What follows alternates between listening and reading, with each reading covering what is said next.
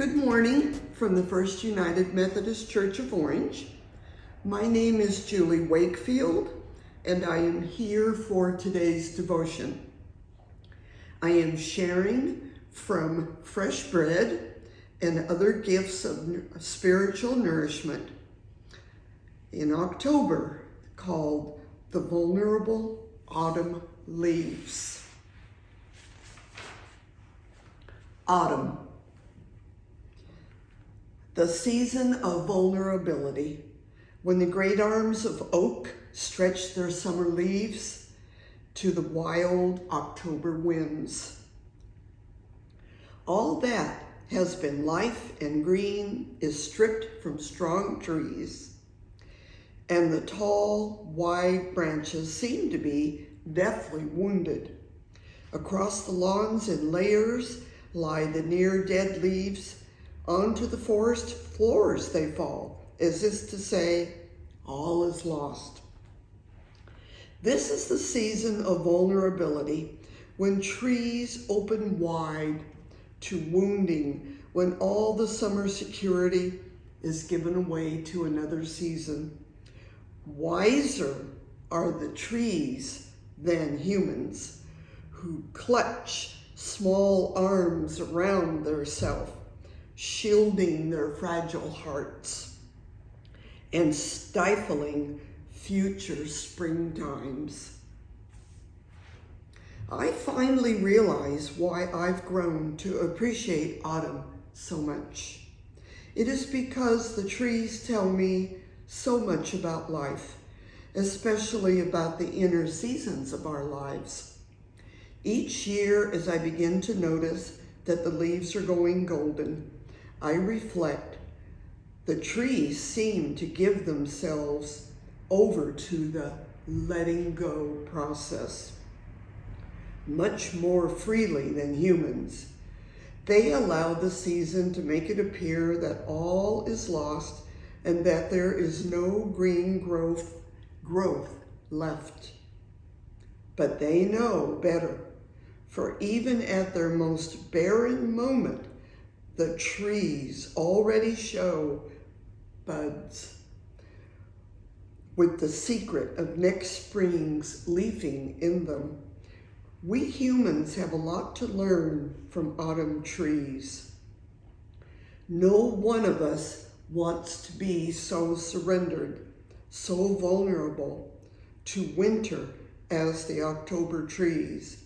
Yet, each of us, if we are truly open to growth and change, will experience this in our inner selves.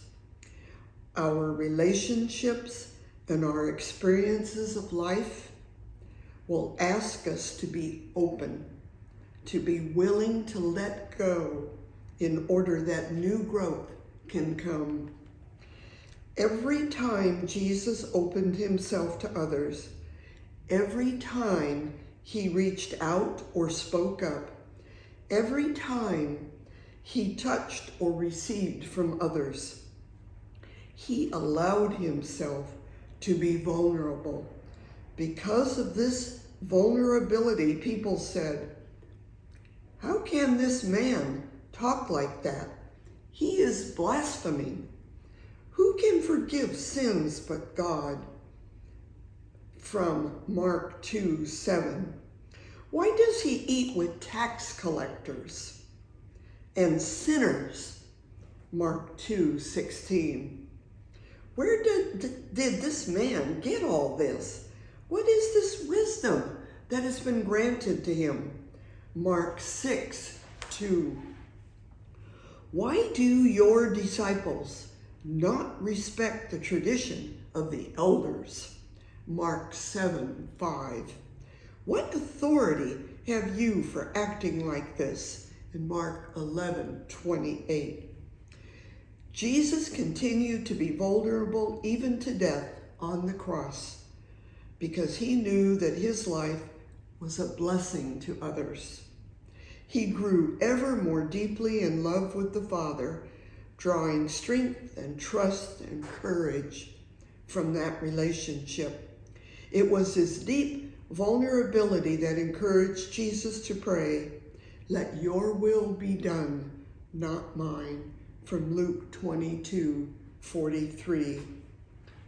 Jesus referred to throwing away all defensive armor when he said, "Only if you lose your life for my sake, will you talk about it? Will you find it?"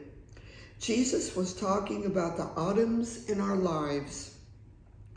Those moments of vulnerability when we are asked to shed our armor, to risk relationships, when we open ourselves to try something new so that more of our giftedness can be shared. When we walk the extra mile or turn the other cheek or forgive 70 times 7. Because we are open to loving the manner in which Jesus loved.